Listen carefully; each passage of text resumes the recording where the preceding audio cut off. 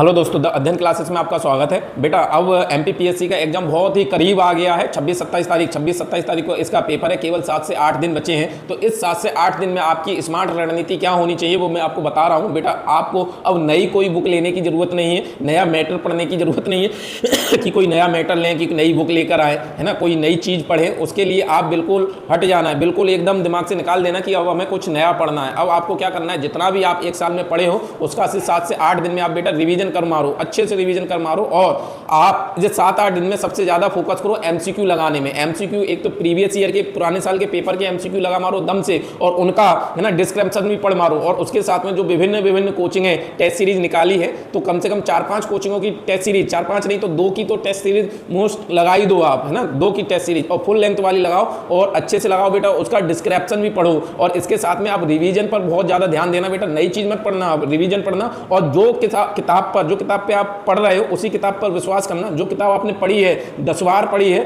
तो 10 बार उसी को पढ़ना। आपने वो एक मूवी देखी होगी जो अक्षय कुमार की आई थी, चाइना सिद्धू वाली, है ना, सिद्धू जो आलू को भगवान मानता है। तो उसमें एक डायलॉग था कि आपकी, है ना, आपकी किस मूव से हमें खतरा नहीं है, कि आप जो 100 बार मूव की प्रैक्टिस कर चुके हो उस मूव से हमें खतरा है ना। तो बस वही ध्यान रखना, आपने जो 100 बार किताब पढ़ी है उसी का रिवीजन करना बेटा। और अच्छी बात है अगर आपके पास ये बुक हो, है ना, सब जितने भी कंपटीशन की तैयारी करने वाले हैं उनके पास ये बुक रहती है। इस बुक को, है ना, गीता बुक बोला जाता है। एमपीपीएससी के लिए तो ये गीता है। क्या है? गीता की बुक है। हमारे लिए गीता है, यही सब कुछ कर सकती है। ये ब्रह्मास्त्र है, ये रामायण है, ये गीता है, सब कुछ यही है। इसको आप पढ़ने के लिए इसको क्या करना, सबसे पहले, है ना, आप पूरी की पूरी बुक लेकर मत बैठ जाना। इसे संभाल कर नहीं रखना, इसे हमें बच्चों के लिए, हमारे आने वाली पीढ़ी के लिए संभाल कर नहीं रखना है बेटा। ये ध्यान रखना, अगर पुरानी है, 3-4 साल पुरानी है, तो अपडेट बुक लेकर आना बेटा और इसे पढ़ना। और ऐसा नहीं कि आप लेकर आए, इस पर कवर चढ़ा लिया, इस पर अच्छे से रख लिया बेटा, नहीं। इसे पढ़ना है तो पढ़ने के लिए इसे क्या करना, सबसे पहले इसे फाड़ देना मतलब ये दोनों पेज अलग निकालना। उसके बाद में इसमें से टॉपिक वाइज टॉपिक निकालना। जैसे हिस्ट्री है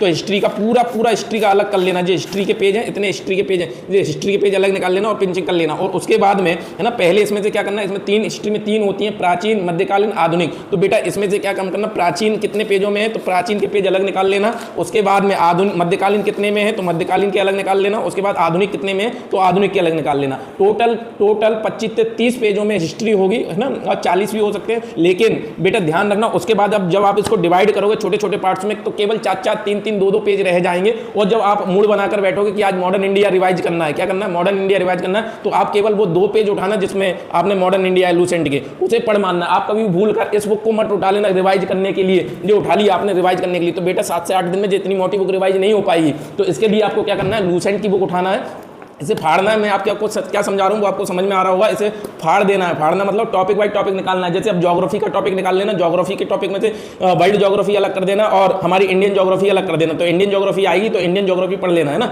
अब विज्ञान में भी तीनों पोर्शन अलग कर देना, फिर विविध अलग कर देना। और विविध पर आप ज्यादा ध्यान देना, हिस्ट्री पर ध्यान देना और पॉलिटी पर ध्यान देना, एमपी पर ज्यादा ध्यान देना बेटा। एमपी मोस्ट इंपोर्टेंट है ना। इसी के साथ, है ना, धन्यवाद।